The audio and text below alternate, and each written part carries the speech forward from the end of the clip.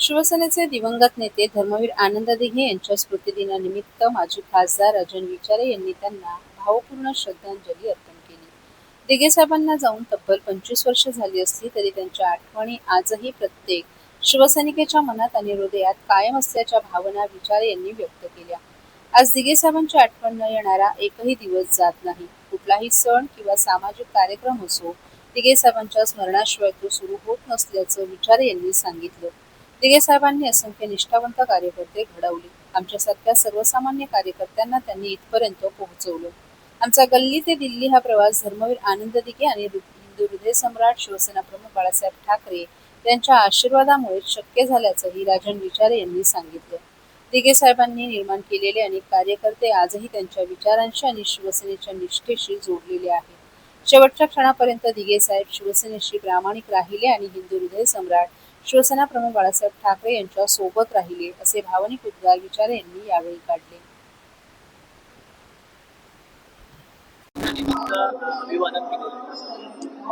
मला वाटतं दिघे साहेबांना जाऊन आज 25 वर्ष झाली आणि एक दिवस सुद्धा असं नाही की दिघे साहेबांची आठवण झाली. आज तुम्ही बघितलं असेल, दिघे साहेब सर्वांच्या मनामध्ये, हृदयामध्ये आणि सर्वत्र आहेत.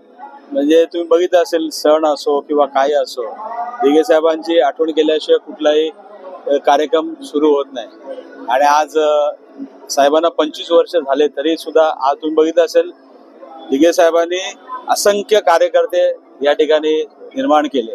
आणि तुम्ही बघितलं असेल, सामान्य कार्यकर्त्याला आज इथपर्यंत येऊन ठेवलेले आहेत. आमच्यासारखा सामान्य कार्यकर्ता आज तुम्ही बघितलं असेल, आज आम्ही गल्ली तो दिल्ली जो प्रवास झाला त्याला दिघे साहेबांचे आशीर्वाद, बाळासाहेबांचे आशीर्वाद, हे दोन महान व्यक्तींचे आशीर्वाद होते म्हणून आमच्यासारखा कार्यकर्ता आज इथपर्यंत येऊन पोहोचला. आणि तुम्ही बघितलं तर असंख्य कार्यकर्ते, असे निष्ठावान कार्यकर्ते साहेबांनी निर्माण केले.